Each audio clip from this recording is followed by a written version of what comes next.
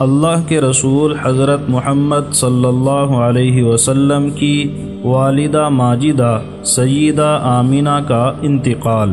اللہ کے رسول حضرت محمد صلی اللہ علیہ وسلم نے 2 برس کی عمر تک حلیمہ سعدیہ کا دودھ پیا اور مزید 2 برس یعنی 4 سال کی عمر تک حلیمہ سعدیہ کے گھر قبیلہ بنی سعد میں پرورش پاتے رہے۔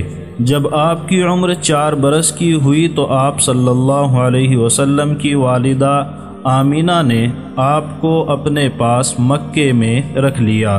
2 برس والدہ ماجدہ کی تربیت میں رہنے کے بعد جب آپ کی عمر 6 سال کی تھی تو آپ کی والدہ آپ کو ہمراہ لے کر اپنے عزیز و اقارب سے ملنے مدینہ منورہ کی طرف تشریف لے گئیں۔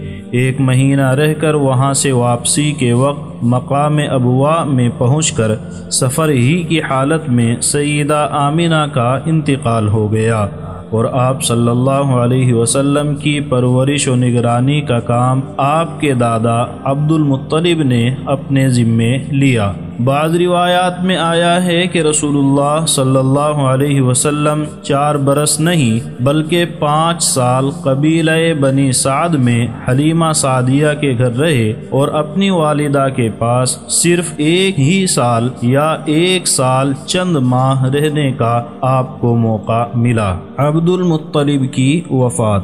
2 برس تک عبد المطلب کی سرپرستی و نگرانی میں پرورش پا کر آپ صلی اللہ علیہ وسلم 8 سال کی عمر کو پہنچے تھے کہ عبد المطلب کا بھی انتقال ہو گیا۔ جب عبد المطلب کا جنازہ اٹھا تو آپ چشم پر آب جنازے کے ساتھ تھے۔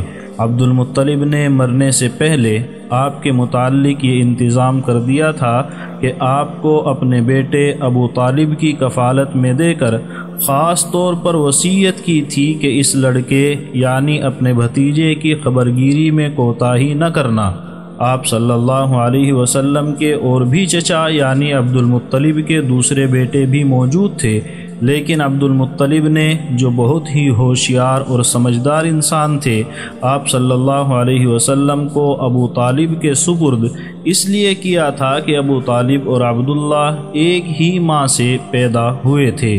اس وجہ سے ابو طالب کو اپنے حقیقی بھائی عبداللہ کے بیٹے سے زیادہ محبت ہو سکتی تھی، چنانچہ عبد المطلب کا یہ خیال بالکل درست ثابت ہوا اور ابو طالب نے باپ کی وصیت کو بڑی خوبی اور جواں مردی کے ساتھ پورا کیا۔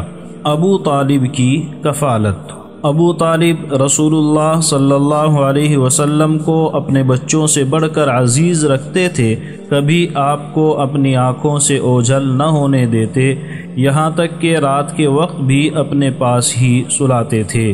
آپ صلی اللہ علیہ وسلم کے بچپن کا زمانہ عرب کے دوسرے لڑکوں کی نسبت بہت ہی عجیب گزرا۔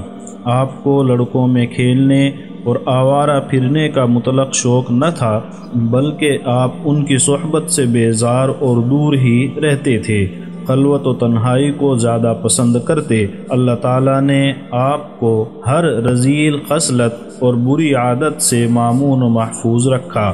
ایک مرتبہ کا ذکر ہے کہ آپ صلی اللہ علیہ وسلم قریش کے چند نوجوانوں کے ساتھ کسی شادی کی مجلس میں جانے اور شریک ہونے کے لیے مجبور کیے گئے، جہاں رقص و سرود کا ہنگامہ بھی تھا۔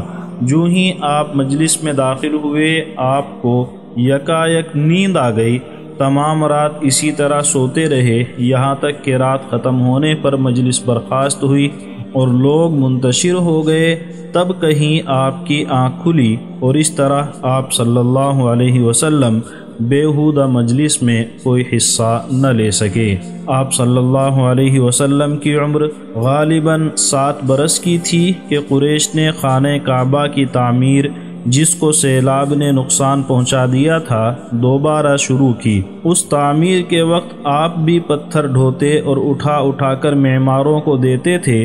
آپ نے تہبند باندھ رکھا تھا جو چلنے پھرنے اور پتھر اٹھا کر لے جانے میں کسی قدر دقت پیدا کرتا تھا۔ چونکہ 7 برس کی عمر کے بچے کا ننگا پھرنا وہ لوگ کچھ معیوب نہ جانتے تھے، اس لیے آپ کے چچا عباس رضی اللہ عنہ نے آپ کو تہبند کی دقت سے آزاد کرنے کے لیے آپ سے کچھ کہے بغیر تہبند کا سرا پکڑ کر جھٹکا دیا اور آپ صلی اللہ علیہ وسلم کو ننگا کر دیا۔ آپ اس قدر شرم و حیا رکھتے تھے کہ ننگے ہوتے ہی بے ہوش ہو گئے اور لوگوں کے سامنے اپنے برہنہ ہونے کو برداشت نہ کر سکے۔ سب کو آپ کی اس شرم و حیا کے معلوم ہونے سے تعجب ہوا اور فوراً تہبند باندھ دیا گیا۔